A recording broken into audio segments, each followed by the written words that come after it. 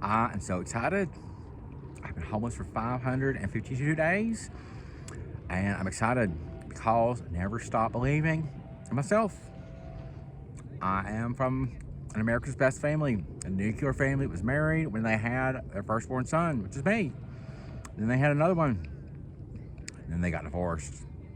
And we were told to get over it. My mom got remarried. She got divorced again. We were told to get over that one too. My dad had 3 heart attacks.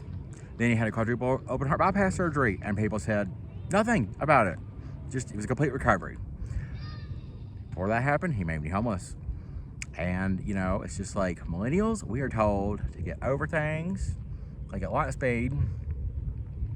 And in this video, what I'm gonna do, I thought I'd go through all of my employment history since October 2018. And really what I want to demonstrate, one part of this video, a key takeaway would be, this won't be the most perfect video, and I can go back and refine it, but it's important for me to do it right now. I'm 36 years old, and I come from a blue collar family that was put in the absolute best optimal conditions to thrive. We had a nice brick home, an oil furnace, America's #1 TV hometown, end of a beautiful street. Everything was supposed to be. Could not have been better. I don't think conditions could have been better. Probably the only thing that could have been better is if my parents just had me a little earlier. I think that may have helped us weather the storms and helped me and my brother, whether my parents got divorced or stayed married. But I want to say this thing. If you're about 36 years old, I bet I'm not the only one in the universe that was told early on in life, this one right here, when George Bush was president, Bill Clinton was president the first term. We were told, weren't we? I want you to have more than we have. It's pretty much the dominant message. How many of you out there in the world noticed something about the time you hit high school, maybe middle school, somewhere in there was you were getting, pre-adolescent, your parents kind of hit like a quarter life crisis, and suddenly the message became, in some sort of way, ain't ready to be old yet. I gotta go get what I want. Whether that was divorce, boat house, like whatever. It was like your parents suddenly just kind of like, that whole, I want you to have more than we have, that message changed, didn't it? It did. I know I'm not the only one. I also want to go through how we were told college education is a must. Like, since before I learned to talk, I remember my parents kind of like, you're going to college. Going to college. And my mom insisted on that still after we got divorced. She even pretty much picked out the college I was going to go to. Didn't matter where I wanted to go. I went to Elon University, private university in North Carolina, where I invested $166,000. And I was told all this old millennium wisdom about relationships, not burning bridges, thank you cards, personal details, and down to personal grooming and shaving and like everything that makes a whole lot of common sense. And then I want to tell you, so I'm aware of all those things. I did a real good job with them for a long time. I also want to tell you, you're homeless for 552 days. This is what I look like today. You know what? I ain't ashamed. And I want to tell you, this is so key. 2 things. 1, if you are a person that was in pretty much, if you were satisfied with your employment prior to COVID, in a stable position, I've noticed you tend to still be pretty much in that same role. If you were somebody like me and it was like just on a career trajectory that was going up right before COVID and you got promoted across the country, you got put into a tailspin that has never ever really calmed down yet. I've been homeless for 552 days. Let me tell you the second big key takeaway right here. Everybody who knows me is pretty much, they haven't said it to my face, but I know, you pretty much have been like, you don't know what you're doing, and you've burned too many bridges, and you've thrown your life away, and like all these kind of things of like, here's what I want to tell you, okay? It's a response to all you people. If I look at employment opportunities available to me today, and I'm so excited to tell you, my prospective employer is running a background check on me right now. That's why I'm at the park doing a video. There's nothing I can be doing to defeat homelessness any faster. It's already happening. Happened this morning. They're running the background check on me. It's at 7-Eleven. And here's the big key takeaway. Given everything that's happened, and let's go back to when maybe Nathan was at the more ideal textbook, looks good on paper, looks good in person, that, you know, vision of Nathan that you think is no longer here. Nathan's stronger today than he was back then, but Nathan is also, there are no more employment opportunities available to me today that were not available to me, pretty much the same ones that were available to me in the summer of 2021. That would have been, you know, COVID started like January, February 2020. And that time in the summer of 2021, I got a job at 7-Eleven, and then I got another job the same day at through a temp agency for the world's largest HVAC manufacturer downtown, where my role was to use my old millennium personal relationship building skills to soiree and entice HVAC contractors, small business owners across the country to join our platform, where we were to become the like Uber automatic system to respond and dispatch to HVAC manufacturers with like very little human interaction. And I just want to go through as quickly as I can. I do want to make this video kind of quick, but I'm going to go through using personal experiences, names, and details on like how much of what I just covered, you know, is old millennium traditional wisdom, and how much of that just doesn't really ring true. It is good advice, and I'm not going to say throw it out the window, but I'm just going to say let's go through this experience, and you might be changed at the end of the video. My first job starting, go back to October 2018, when I decided to become a customer service representative at Dish, at a call center in West Virginia. I applied online, and first contact was from, I think her name was Mika. Mika, I believe, is from Eastern Europe, maybe Bosnia was the country you might be from. Hi, Mika. Hope you're doing well. And she called me in and said, you know, you selected for the interview, come in. So I came in, I meet with Karen Gillespie. Karen Gillespie is someone I miss very much. Don't know very well, but I just feel like I know you. You seem like someone that comes from my hometown, close enough. You seem like somebody my parents would have liked 30 years ago. And you also helped me when I was homeless, and I will never forget that. Thank you so much for that. I bet you also have care and prayer for me, and that needs to be recognized. But I remember Karen meeting you, just the first little bit of talking about Dish and the role, and I remember asking you, where is Dish headquartered? And you told me Colorado. Guess what? I'm in Denver, Colorado right now. It all happened because of that company. And that's very much, when you said the word, when you finished the word Colorado, I already determined I want to come to Colorado. So the part of the American dream, I guess, Karen, was you helped me get here. And I do love the city. I worked 1 year, 1 day as customer service representative, and then I was promoted as a traffic controller, traffic coordinator. And I want to say in this role at the call center, Christopher Thompson was my coach. He was also promoted. He was the first one to be promoted. He was promoted to come out to Denver, and then I was promoted to come out to Denver. And he told me in Bluefield, when you get promoted, it was going to pretty much be a certain thing, and it kind of was, that we are going to continue to be together, Nate. We're continuing to talk. Before I went homeless, a good, about 2 years went by before I went homeless. Chris Thompson never reached out to me. We talked on Facebook Messenger maybe twice. He never had that kind of concern of like, let's hang out, let's be together in friendship, in a professional way. Or anyway, when Chris Thompson came out here, I never saw him. Ryan Jensen, you were the one who was a trainer in call center in West Virginia. You came out here after I did. Never saw you either.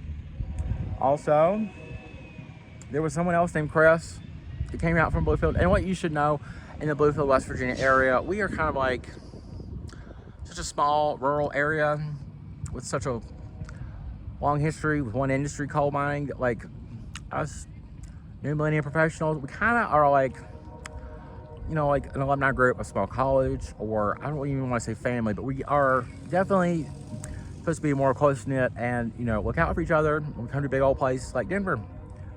None of these people I have ever seen at all. And now I'm homeless. It'd be a good time if they helped, but they just haven't. They're not the only ones. Ashley and Jack Wright, feel like mentioning you. You help me, advise me on 1,000 tune into you calls. And you still pretend like I don't exist. But guess what? I notice. Maybe one day you'll see me at Grants. If I survive, I can come back to West Virginia anytime I want to. And I might just see you and you'll just have to survive dealing with me at the checkout line. It can happen. So come out to Dish. I'm gonna tell you a little bit about returning to Denver for a corporate role, scheduled commercials for the very next day's traffic on Dish's more than 100 networks. I'll tell you a little bit about how that job came about. Had to meet certain requirements, being a standing and have worked for Dish for a certain amount of time, everything like that. I was doing all those things, and then I suddenly got called for a webcam, like 30-minute block during my shift was going to be dedicated to meeting Kelly Lucas, who would be later my supervisor, and Ian Hughes. Ian, you're unforgettable. The job description itself was in heavy, hard to understand, technical, corporate mumbo jumbo language. I didn't know. I know minimum requirements, and I got selected for interview. So there's first webcam chat. We basically go over more about exactly, without the corporate mumbo jumbo language, the job description, what the job was. But I remember from that experience, I'm going back to my dad and saying, Dad, these people don't like me. I don't think I don't think I like them very much. I don't think it's successful. I don't think that we're gonna go, with that old millennium meet and greet, professional job interview, nothing like that. They didn't care to know who I was as a person. They didn't talk about what they like to do on the weekends. There was nothing at all very exciting about that chat. I didn't think it was going to move forward, but it did. It did. It was a second chat, and that chat, what I remember about it being kind of like my eagerness, the willingness to work hard and be out there in Denver without a relocation bonus that was unavailable. It's kind of like we weren't for sure yet. And then when I was offered the job by not Kelly, but with someone in HR, we're trying to negotiate salary, and they said, well, we'll just call someone else if you don't accept it right now. And I had to accept it right then. I remember calling my mother, who actually was kind of the relocation bonus, but it's almost still like a relocation bonus with strings, because I had to help my mother get divorced in 1998, and she couldn't have got divorced again in 2015. It was kind of like, I think my mother was the relocation bonus, and I really do suspect that in my family, me coming out to the Denver was like me riding out to the sunset. Mills won. I was game. This is also a time, 2019. My dad's rebounding from a complete recovery, quadruple open heart bypass. But basically, my family was just like, it's time for you to go on. And they were trying to bid me the best goodbye they could. But I really know now this was a generational transfer of power, of where my parents were no longer going to be the most capable and strongest ones. We were hoping that this would just be the time for Drew to come on like he never did. He never has. My brother is blind, not physically, just my brother is unable to see everything I can. And it's unfortunate, he needs prayers. But going back to Dish, corporate. When I first met you, Kelly, this video is going to be unforgettable. I'm in a unique position. I live life with no regrets, and I'm going to send this to everybody I mentioned that I can. Kelly, you were wearing a skirt shorter than one Britney Spears would wear in Las Vegas. And I remember that specifically. And then I remember praying, asking God, you expect me to respect this woman? And he was like, yeah, maybe the COVID shutdown will help with that. And I didn't see you at all. We worked at home forever. Ian Hughes. Before I move on to Ian. Kelly, I don't know why you dress like that, but I also noticed other women at this corporate dress like that. And I thought about people that I knew worked with in Bluefield, West Virginia, at the golf center there. I wonder if, the happily married mothers that also work for Dish, when they come to corporate, if they have to dress like that, feel like they fit in. I don't look at this as something that you should feel personally embarrassed by, Kelly. You weren't that day. But I do look at this as something totally urgent. Should be talking to me when I write a book called Things I Learned from 100 Boomers. He ought to be one of the people I talk to. I'm going to ask him about that. That's a shame. It is. Ian Hughes, you are ashamed. You had your feet up on the desk the first time I laid eyes on you in person, and your demeanor never got better. Going into Dish with that experience of meeting Kelly and Ian like that, we then immediately had a staff meeting, like a Monday morning 30-minute staff meeting, and I remember specifically seeing Krispy Kreme hats on a bulletin board, and just looking at that and introducing myself and saying, you know what, I live in Winston-Salem. I remember that. You know, trying to identify that with that. And it was like I had the whole team. It was like I had just said my mother's in Playboy. It was just like something as personable and approachable. On the East Coast, that would have counted as like, I don't know, it just seemed really odd how I was looked at like I was a Martian. That was kind of my first 30 seconds at Dish corporate. What else do I want to say about this role? Ben Hedgepath, you were kind of my trainer. Liked you a lot. You had a similar background to me. You came from the Houston, I think, call center years earlier. You excelled in this role. You were already due for promotion about the time I came on. It's kind of like why I was being hired, because like our department was like getting promoted and leaving. Some of us were quitting. Rebecca Cazeta, I don't think we knew we were quitting yet. You decided to embark on a new career in a role in outdoor advertising. And I remember talking to you specifically about you were interested in my family. You made me feel part and welcome there. We have a Latino background, and I know that was part of it. It was very nice. You and Ben were the stewards of that department with your experience and your just common sense and just approachability and your old millennium charm really helped me feel empowered that I could be successful there. No one else really seemed to be on board with that message and had no curiosity, pride, adventure, or winning. Just as core values. Rebecca, I remember talking to you when you left, and I remember telling you or giving you connection. My father worked in outdoor advertising, and I just remember you being grateful, saying if you ever need help in Virginia or on the East Coast, feel free to reach out to me. Maybe there's something I could do. And we just had that very old millennium handshake and bid each other goodbye. That was very wonderful. It was one of the only wonderful parts about working for Dish Media Sales. Christian Mercer, you were the youngest on our team. I remember you asked me at lunch how old it was, and I was like, I can't remember. But I remember becoming friends with you, Christian. You became the team's strongest leader. Once everyone else left, you had the most seniority. You were the youngest one. And you also very well explained to us, Dish Media Sales, our budget is set in New York City. If they can still see we're getting commercials on air the next day, they don't know to increase it. One of the very, very detrimental things, besides the whole COVID shutdown in general, to my success at Dish Corporate was Kelly Lucas. You said, you just did, I never forgot, I have a role at make sure you never get to go to boot camp. You never get to go to boot camp. Guess what? I never got to go to boot camp. We could probably blame that on the COVID shutdown. But the thing is, you didn't believe in me going to boot camp. I did. So did Bluefield. And somewhere along the way, other people at Dish did too. It's just unfortunate that that happened. I wanted to go to boot camp. The boot camp Dish Corporate, you could go on it, ride an install. You know, it's just nothing about me earning this promotion ever really wasn't treated the same. Also, going back to Christopher Thompson and Ryan Jensen and the other guy named Chris, I was the only one that came from Bluefield. Was single, never married. I never came with a spouse. I came out on my own, and I came with a mother's relocation bonus. It was kind of like her way of being like, this is the last thing I'm going to do for you. Also, just to know, for 2018, I had worked for West Virginia University in project directorship. A successful one. I was awarded for excellence and laid off in the same month when the grant funds exhausted.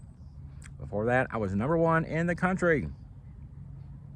Dr. Gordon Gee, I'm going to tweet this video to you. You were also president of the University of West Virginia. You also were University of Colorado president in Boulder. You should be helping me in McDowell County all at the same time. You should know Dr. Dana Brooks at the College of Physical Activity and Sports Sciences was also AFERD president. I went #1 in the country for AFERD. I was asked to present years ago, back in 2011, to share my success on what I could do for my communications role. Dr. Dana Brooks was made #1 by me twice. Dr. Dana Brooks yelled at me when I was a patient at West Virginia University Medicine. So he burned the bridge, then he retired. Guess what? This video's gonna live on YouTube forever. I will never stop saying Dr. Dana Brooks owes me an apology and burn the bridge. I didn't, he did. All right, next, let's go on. So I left Dish, that's in September 2020. I was put on a performance improvement plan because I was technically considered too slow. I remember being like 15 to 20 minutes too slow at the end of the day. I don't remember it being like, we're gonna have to fire Nathan over this, but that's kind of where it got to. So I decided to leave the horror. Became terminated in a pandemic where I couldn't get a job anywhere else. And I still have in my email, something like 289 jobs I applied for from September 2020 to March 2021. And during this time, I continued to work for my father, and he then went to January 6th. And on that day, I called him over 100 times. By the sunset in Denver, I decided I would never work for him again. His career has never recovered. Still waiting on a complete recovery from that. But next, let's move on to my next employment option. Things that actually didn't turn out into something. I registered with Express Employment Professionals in Littleton with a lady named Tanya Stegman. Tanya Stegman very much reminded me of like Karen Gillespie, somebody that kind of had that old millennium regular person. We're here to do a job, and it just felt like time stood still. I almost felt like somebody my mother was talking to in 1995, and I just had that genuine good feeling because I felt like there was connection there that was never there really at Dish, most of it, not at corporate. Tanya Stegman was looking out for employment options, and the first thing came available was Costco floral sales, of course, through a third party, a local floral company here. And then I went to go meet with someone named Chris, who was from Arkansas, also a very genuine old millennium kind of guy, but busy. He had a background in like the oil industry and high stress, and he just loved working for his like nursery. And I remember it was just like Tanya was like, if you can go over to Costco like one evening, like tomorrow or whatever, and meet with him, probably get a job. And then I went and got the job. It was just like, for Chris, it was just like, well, you showed up, you're sober, you're professional, can you be here at 6 a.m. in a few days? And I did. I love that little job. We were all wearing masks. We were at the vestibule at the front at Costco. It was a great little job, but it was only temporary. So I, of course, tried to work at Costco. Costco said to me, not with any sort of old millennium charm or any sort of connection. It was just like, you applied, you already work here for the third party. Here's what's going to happen. We're going to lower your pay by $4 an hour from what you're getting paid now. We're not going to offer you benefits for 6 months. Chances of a foot injury with these pallets and stuff, super high. They were giving me all the back, like the Costco want to work here interview sucks. Next job, I got 2 jobs in one day. So the Costco floral sales, it was temporary from like March to June 1st. On June 1st, I got 2 jobs in one day. First job I got was with Robert Half Temp Agency, and the person I worked with was Alyssa Malpeed. Hey Alyssa, been a while. How are you? And the job was at Modally, the HVAC distributor I described earlier. My own direct report there was Chris Del Sorbo. And that was very much relying on my old millennium charm and relationship building skills, the things that we don't generate anymore. I don't think. Out of the like class of 2024, I don't think it has this like class of 2009 did. We had to, convince HVAC contractors we never talked to in other states, why don't you join our platform? Makes a lot of sense for reasons the company tells us it does. And I recall like my 3rd day getting a call from a man in Boston who 8 o'clock when he arrived at the job site, he needed his, could not enter the job due to, some issue with the lockbox or whatever it was. He had to make sure he followed all the procedures, taking a picture or whatever it was that, this robotic computer company app-based platform wanted him to do. So it was important to him that he got paid for being there, doing what he said he was gonna do. He could fulfill all the job requirements, so he called me at 6 o'clock in the morning in Denver. I'm like my 3rd day on the job. Apparently, I saved the relationship. I did that time. It was just kind of like, I can't believe you're asking me to do all this. Like, such a bait and switch with like, you need me to be a human being and care, be available, and assure this guy being part of affiliate with our company is the right thing. However, it's my 3rd day and he's calling me at 6 a.m. and like nobody, it was just more of what to come because the company lays everyone off about every quarter. I was gonna just continued the job I also got the same day at 7-Eleven. Let me tell you about how 7-Eleven went. I was at the post office when Alyssa called me and told me for sure I had the job at Modally. I was gonna start like the very next day. And I had also, this was my 4th time applying at 7-Eleven. 7-Eleven also like called very recently around that time. I was like, why don't you come in for an interview? And when Alyssa called me for the job, I was at the post office halfway between my apartment and that 7-Eleven, and I was like en route to that 7-Eleven when I got the job. And I remember calling, I think her name was Heather, at 7-Eleven and just saying, ma'am, I've just accepted another appointment. And she was like begging me. She was like, please come on down here. And you know, it was just like, I did. I was hired on the spot. She was very accommodating with like, whatever your other job is, we'll just fit you in whatever we can. And it turns out I worked every single day from June 1st to after Labor Day. But I did not continue to work at Modally. That was a temp to perm, possible benefits. You know, it's gonna be a permanent job with world's largest HVAC manufacturer. Somewhere, I thought, you know, coming from Dish, it was like a very high technology company with world headquarters in Osaka, Japan, moving further westward in a way. And I just thought, you know, I believe in this company. And Chris Del Sorbo did too. I know, because he was alarmed and frightened to have to tell me on the day I was already, I think I had printed out at Modally my resignation letter from 7-Eleven. This is like 2 months in at the end of July. And I was ready to quit 7-Eleven, wasn't I, Chris? And you were like, no, don't do that because we're laying you off like today due to market conditions in Japan. And we were fine. But I continued to work at 7-Eleven. I didn't come across this country after being a project director, going #1 in the country, to work at 7-Eleven. I really didn't, but like it was COVID. We had forest fires. My dad was unavailable because he couldn't do a thing after being bulletproof on January 6th. My mother, meanwhile, is in Switzerland, living her best life, and in like another country every 15 minutes. But she was living in Switzerland, the world's richest country.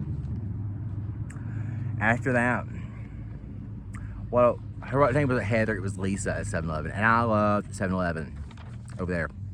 I loved it because Lisa had worked, she'd been the manager at 7-Eleven for like 17 years.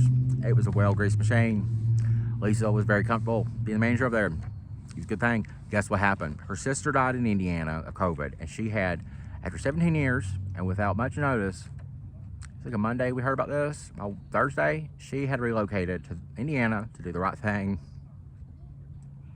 to raise the kids her sister could not continue to raise. And there was nothing that was going to stop her from doing that. And I'm so proud of her for doing it. However, 7-Eleven over there became a corporate monster. Everything changed.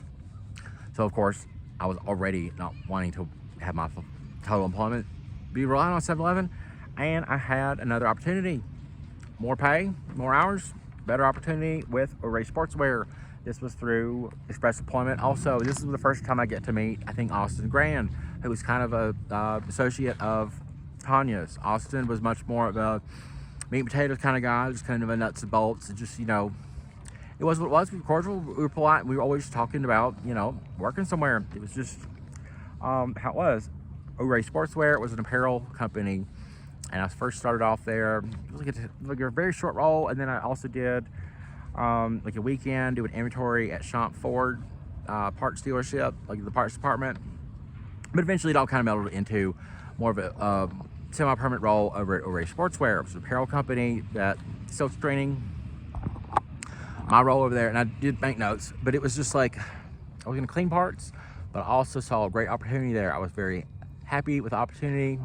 I'm thinking, meeting some of the leadership at the front office, and just feeling like this is a company where it feels like what my dad and my uncles did in the 90s, a lot of it. At this time, my life, I'm not in touch with my father or really any of my family, and it just had a very old world, and it was the right size company, wasn't as big as Dish. I liked it, I did. I liked it until the very first time in the break room, a white person called a black person a nigger. Hearing your dad's gonna sleep with a 7-year-old boy, that hurts more. When you are doing it well, when you are performing well, and it's nothing that you can control, but you hear that at work. And you've already been homeless before. That was a situation where I'm trying to find it. I'm trying to tell Tanya, this ain't right over here. But of course, it just ended up being, we have to relocate you, Nate. You know, it was a big client for Express.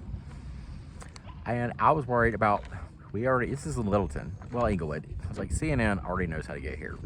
It was so clear to me, prevalence of danger was extremely high. Guess what happened at Rich Sportswear? I remember meeting the vice president, and I remember him believing in me and, you know, my background, and like, we were foreseeing a future of me getting out of manual labor and doing like a marketing role. That's what I was, ultimately, I went into that job every day wanting to learn it from the ground up. Came down to I had more common sense than management did. In August 2023, that company, after 58 years, is out of business. What a surprise. What a great thing. Next, I went back with Robert Half. At this point, you need to understand, I don't have like anything else I can rely on other than how quickly I can get a job in COVID economy, 1,400 miles away from any kind of established network. How am I going to pay rent next month? How am I going to stay fed next week? Those are the concerns I have. Because Dish never worked out. They said I was too slow, and I never got to go to boot camp. So many other problems up there. But, moving on. This time, I'm with Robert Half again, and I'm working with Bobby Hatcher. Hey, Bobby. I always like working with you and Alyssa and Jordan. I always like people, the temp agency people. I always had a great relationship with most of you guys. This time, I'm going to be assigned at a place in Centennial called Cornerstone Computer Solutions. Big lady over there, owner of the company, is named Dana Van Steel. I remember Dana very well. Dana, how you doing? I remember especially working with Nathan. My role over there at Computer Network Solutions, Cornerstone. Well, this was a firm, it was an IT firm for dental agencies. It installed dental equipment with the computer systems statewide. My role was administrative assistant. It was basically shipping and receiving. So looking at FedEx, UPS, USPS, and Amazon, what they delivered, shipping and receiving, getting all that equipment we had just ordered, you know, kind of sorted and ready for next day's, you know, delivery guys for their next assignments on the way out. That was pretty much my role. But I remember especially so much old millennium care from a woman who came from very, very strong military family. And this is, you know, remember January 6th had already happened. Her name was Nathan. My name was Nathan. So we just bonded real good. We bonded really good. One thing that was required of this job, with COVID vaccine that came out, Dana very much insisted I should prove my COVID vaccination. I had it. I didn't mind. Not really a big deal for me. What happened in this job? Well, Aurora, it was a school shooting. Nathan come out to me and said, do you know anybody Aurora? It was just very much a place of a lot of caring between me and Nathan, but not Dana. Guess what happened? Me and Nathan were doing great. We were the two that worked together and had to be successful together for that thing to work. We were. Dana decided to hire the girl who had got off the ventilator because she had got COVID. She had been working there 5 years. It didn't matter how successful, how much charm, how much attentiveness. I was doing everything I was supposed to be doing. But as soon as there was an opportunity to hire the girl back from before me, it was just kind of like I had to shoot through hoops and do well, and I was. That job was eliminated because they could do it. Next, I'm with Robert Half again.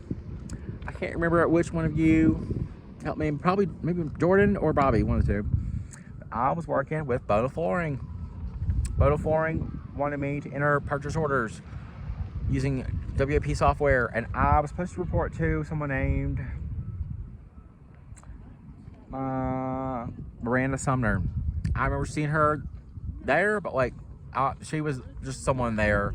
I think my manager direct report was somebody named Chris, and we got along great.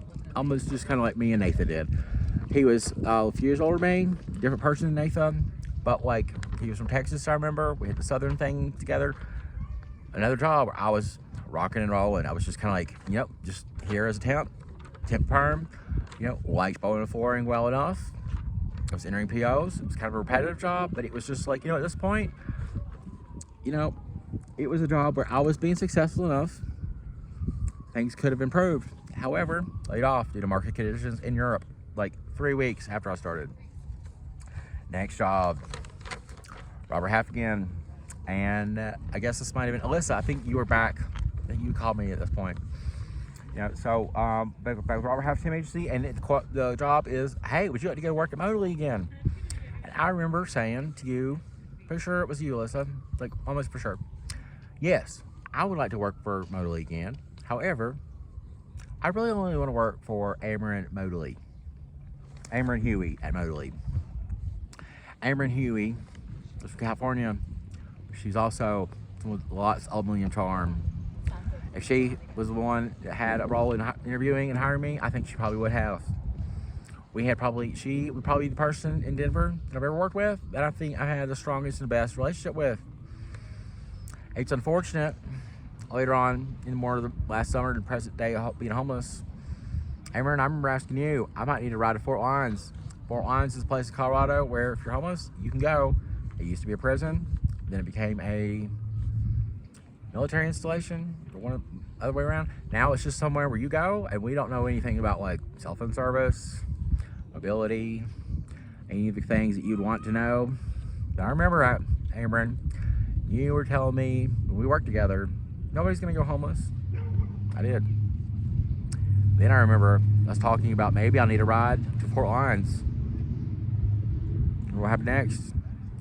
You were unable, after saying you could take me to Fort Lyons, you were unable to even follow through. And you are still a person I feel like I have the best working relationship with out of anyone I've ever worked with in Denver. And I miss you very much. I hope you're well. I do. You no longer working remotely. I'll never forget you. You're amazing. After working that quarter, we were laid off. I think I was laid off first, and then there was market conditions in Japan.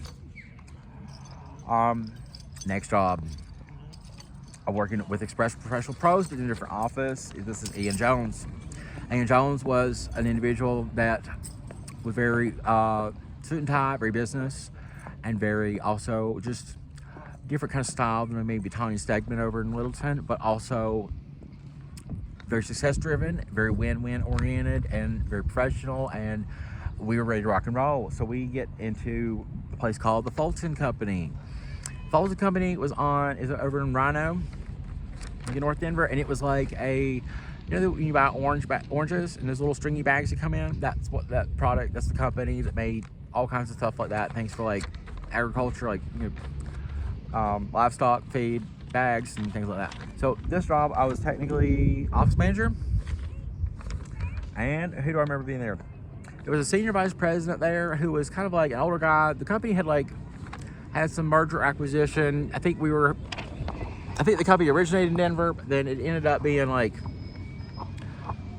what was it? What's the city? Was it San Jose or I don't know, some city in California was where we were taking orders from. But the company seemed like it originated here, but then like it was more of the company was in California.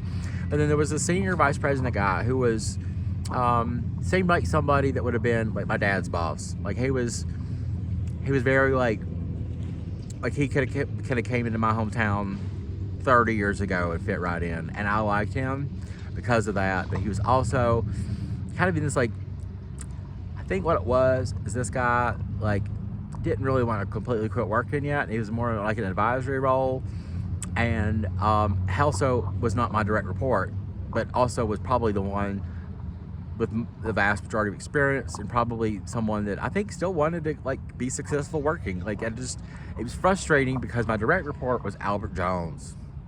Albert Jones, you and Ian Hughes, let's get to know each other, go to charm school. Albert Jones, it seemed like he was probably on the precipice of a divorce. You would get mad at me, you get mad at like something that wasn't my fault, like a bad phone call you had with someone in your family.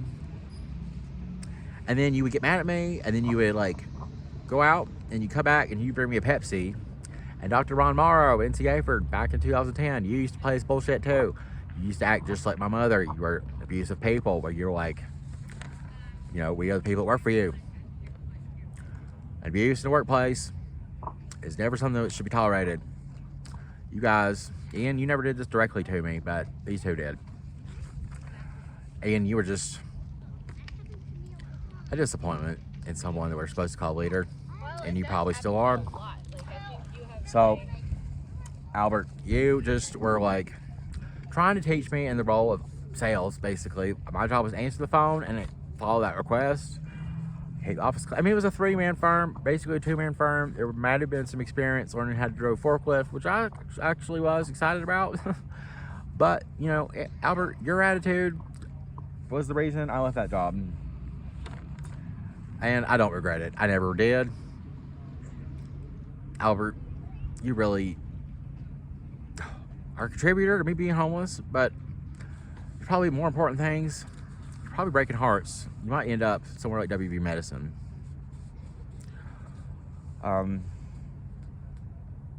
Next job, I continue to work with Ian Jones. So this is what happened during that job with awful experience with Fulton Company.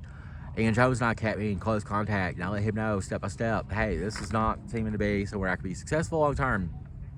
Or tomorrow, who knows? Ian Jones kind of was abreast of that and immediately helped me get signed up with an interview at Matthias Security, a place that's not too far away from here. I drive by there on scooter and stuff every now and then.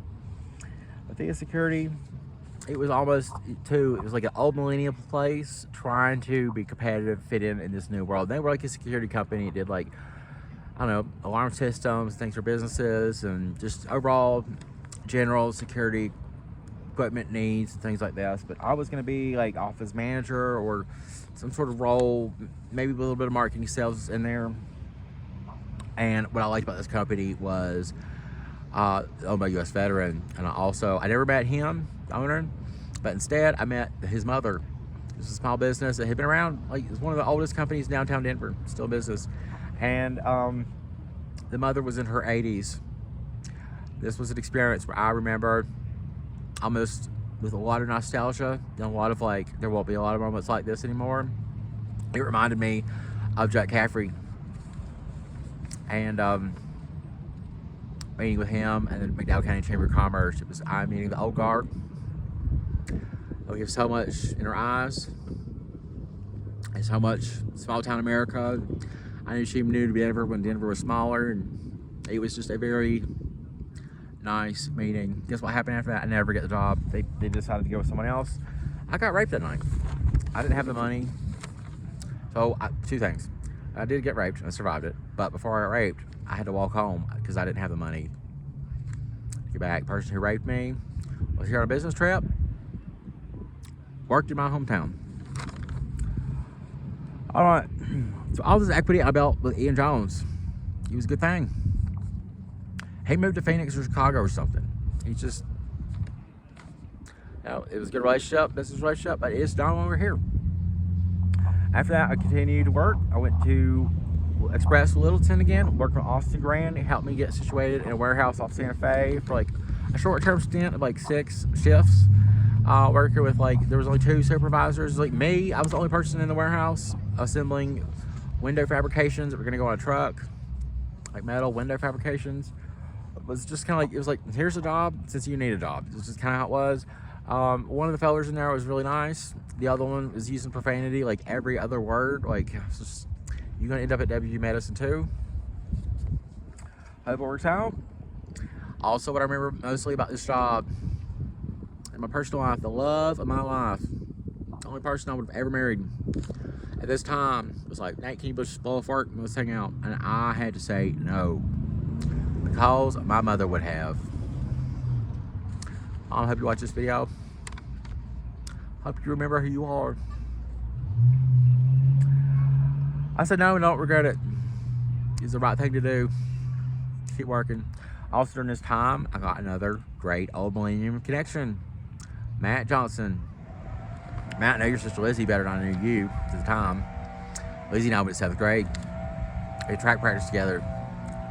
It was so nice after all this stumbling and tumbling to have kind of a familiar face. Although me and Matt didn't know each other, we all came from the same town. We knew the same people. And he was like, why don't you come over here and work at this pizza restaurant, be a dishwasher? And I worked with Rick Marion, who was the owner there. And it was like, it felt like we were in our hometown. And it felt, a lot of ways, we were playing, you know, our trippy EDM music. And everybody there was 20-something, 30-something. But it felt like We were down on Main Street in Mount Airy, and the year was 1994. It was the happiest job I've had in Colorado. Ameren, I did like working with you. I hated that job. I liked you. This job paid as a dishwasher, back of house support, mostly came in to wash dishes, keep the back kitchen stocked, clean the Pepsi machine at the end of the night. It's a 16-year-old could have done this job, but it was the job that I love doing. I like working there. I like the people. I was happy there. It was part-time, so I needed another job. And I will have to say, Dish, corporate, media sales, people in New York City, raise your budget. I hear you're going through some layoffs. I also know you keep getting sued for hundreds of $1 million, like all the time. You guys are probably gonna have to do like a complete restructuring. Christy White, you should be a part of that. I won't even get started with Christy White. She's the woman, oh well. She's the woman who cleared me to go from Dish at the call center to just corporate. She's the last one to sign off on that blue field. She also became the person who said later on when I'm homeless, you need a hotel room for a month, Nathan? I can make it happen. You should ask for it earlier. Guess what? She never made it happen. She survived cancer once. Chrissy, you start caring like you never cared before. Or I'll just see you at the Grants checkout line one day. If you're around. So I loved working at Peddler Pizza. This is an awesome place. They also had a restaurant in Winter Park up in the mountains near a ski place. It was possible opportunity for growth. I really, really believed in Rick Marin, the owner. I like Matt. Matt was kind of like working there less and less and less. As his family was growing, he had another full-time job. This was the hangout after PM place, and I loved working there. They had great pizza. Unfortunately, I did have to find another source of employment because it was part-time, and this job paid only $2 less an hour, Dish Media, than you guys paid me to put commercials on TV for 18 million people. I was a dishwasher. I was a traffic controller, $2 an hour difference. And had way more happiness, fulfillment, and belief working for a small business in lower downtown Denver than I ever did, from day one at Dish. This is a shame. But, so I immediately, as soon as I start working at the Peddler Pizza, I started looking for other employment, and the best thing that makes sense to me is to work at King Soopers, which is Kroger, America's largest grocer. Best thing that made sense was to work as a night stalker. What I was gonna do is take the train. See, my apartment was halfway located between downtown and still where Dish was, and Lincoln, way out in Inglewood. I was positioned from the very get-go coming to Denver. I might be working downtown sometime. Maybe Dish won't work out. And I never knew when COVID was going to happen, just feeling like that would be a smart thing to do. And it was.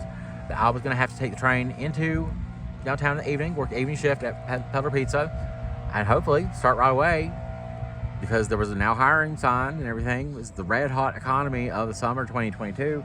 I was going to start working at King Soopers, being a night stalker, putting cans on the shelf.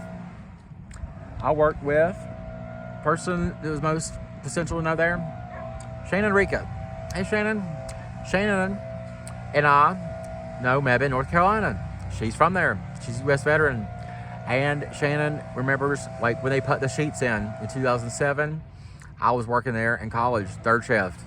Went to a private university, but I was working third shift at a convenience store where Shannon remembers that exit very well. We know Mebane. We come out here all these years later. Shannon, you work in HR, and the big holdup at King Soopers was basically you and everyone else who had a role in hiring a night stalker had to go on vacation. It was just like I couldn't start until everybody got back from vacation. It took 11 weeks. Meanwhile, I can't stop working and being happy at this other place, but I still very much am this is what caused me to become homeless. It was the cash flow, and I was calling the Colorado Rental Assistance Program. I was having 2 homeless men come stay with me and trying to see if that was going to work out in a 500 square foot apartment. I was not spending any money. I was doing all kinds of things like you would not believe. I was calling my dad's old art clients and saying, will you buy some art so I don't go homeless? They declined it because it just turns out my dad stopped believing in all things. And it just ends up that people that used to like me, when my dad went to January 6th, they stopped believing in me. How about that? So I ended up working as a night stalker for a little while, but it's almost the writing's on the wall. Once I start at Dish, I have got to relocate and try to start a new life in High Point, North Carolina. I was eventually ghosted on, become homeless. It's a long journey. There's other videos on YouTube talk about that. But my main direct report when I worked at King Soopers was a guy named Ben. I like Ben. Ben was about 19 years old. He had got wind that I had worked at Target, and he was always telling me about like how places the product and fronting was like different than like the King Soopers way was different than Target. And the funny thing was, I worked at Target in 2006, like for seasonal position. But he thought I came from like directly from Target for like 20 years of working in there. He was awesome. I like Ben. He was kind of like the company man. He would be, you know, slinging them cases of Dr. Pepper over his shoulder. And we were all like, you're going to get, like, you are working way too much. Like, you're taking things too fast. And nobody cares about them Dr. Peppers getting put up in the cat litter like that. But he was doing it. What happened over at King Soopers? Well, corporate wanted us to continue staying later and later and later. I had an obligation to be at King Soopers, and I had to rest. I had to take the train back home in the morning. And it was just, I had agreed upon plan. I was going to work from like 11 p.m. to like 9 a.m. But then you guys were wanting me to work till like 10:45 a.m. I was not comfortable with that. Guess who else wasn't? Ben. We quit on the same day. You lost the company man, and you lost the man that tried to work there for 11 weeks. Kroger. Like, no regrets. It was like, you guys, nothing we could have done better. I remember talking to another individual there who'd been there since before King Soopers got acquired by Kroger. And I remember him telling me, this company ain't the same as it used to. I'm just like, I'm set in my ways for doing it, but like, I don't believe you're in a good spot with the company. And he was just like, you end up quitting next week. We had a great old millennium conversation, but Shannon, you were too much of a company woman. Like, you're too much of a, you could have had a little bit more of like an understanding, and maybe I could have stressed the urgency. I don't know if it would have made a difference if I had told you, Shannon, if I don't start work, I'm gonna go homeless. And, you know, you're a U.S. veteran. We know things about Alamance County together. Maybe my hometown. It was just too much of like, North Carolina was here. And then I went to North Carolina. And then I came back here. And today we're doing a background check at another 7-Eleven. But it's just kind of like, given all those things, I'm pretty much eligible for the same work opportunities. Let me tell you what that meant. I didn't include this in the beginning of the video. So 7-Eleven definitely believes in Nate still. Guess what else? So does Robert Half. I got contacted just the other day about an opportunity. It was more like a remote work. I want to also just mention a couple other jobs I had. One while a few while homeless. I worked one day on an app called Blue Crew at a Pepsi distributor, and I went in there. It was a very new millennium, you know, very rigid. We have already calculated, you know, it's kind of like Amazon warehouse work, but it was still, I still believe in that place. I like Pepsi. It was not directly Pepsi, but it was like, this is still a good place to work. I liked it. However, here's a couple things that happened there. That work was fit for a mule. It was very much just muscle driven oriented work. At this time, last summer, my body, after being homeless for so long, almost a year, is more of like, I'm primed as an antelope to go long distances, marathons, a little water. I'm not muscle, I am long distance. And it was just, I felt concerned working that one day, being prone to injury, but also believing in that company and believing overall the model. However, it was on the app. I could not get there the second day because my phone was in such a bad condition. It was an old Android someone had given me.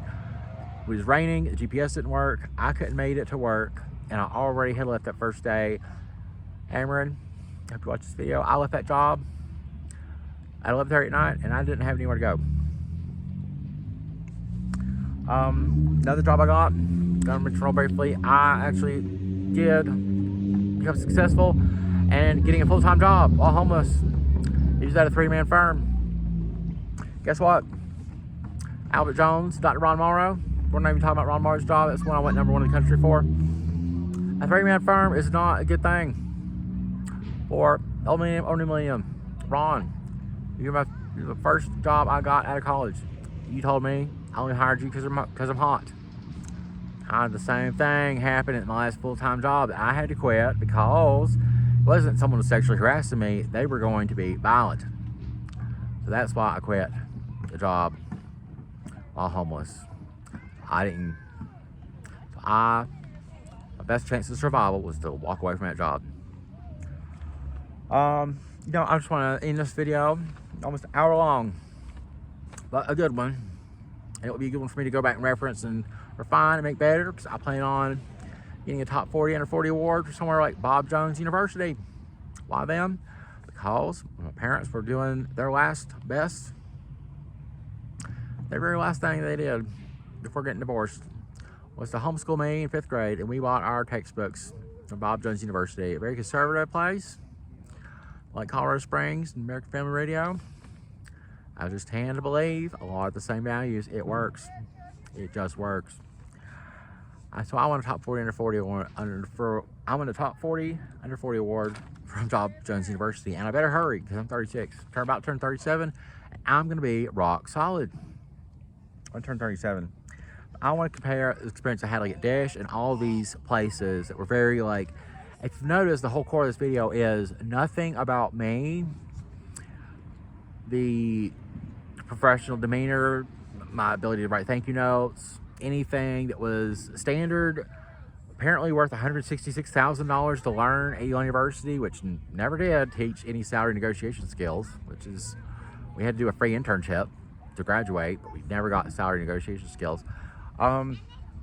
We work on that. We also know Yale University is not a good place. If you arrive there homeless in your 3rd week, sober, calm, needing first aid, they will actually kick you off campus because your father went to January 6th, take you back to the train station, and not care if you die. And that's just something we're gonna have to say. Long live Barbara Ehrenreich on. Barbara Ehrenreich, of course, wrote Nickel and Dime, the freshman required rating the year before I was going to Elon. I read it. I was already working in a minimum wage job then.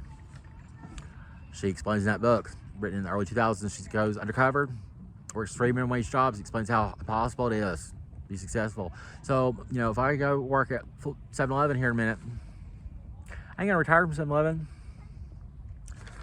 I want to compare experience I had, especially like at Dish Corporate, with one I had at John Hancock Financial Services in 2011. In 2011, working as a market coordinator at John Hancock Services, I got the more traditional welcome. We're glad you're here. There were some things wrong, for sure. We'll go into them for brevity. But I got treated to, we're going to take you to lunch your first day. We care about you. Thank you for the thank you note you wrote, Nate. That would have been pretty much the very last time those old world skills seemed to like click like a ball and glove. And Michelle Hirsch, just point for you, watch this email or video. Michelle Hirsch and I, you might be the best co-worker, closest one I ever had. We got through Whitney Houston's death together. How dare you just leave me out to dry? Like, what a shame. Did you know all this? What do you think, Michelle? How is your lake house? Just wondering.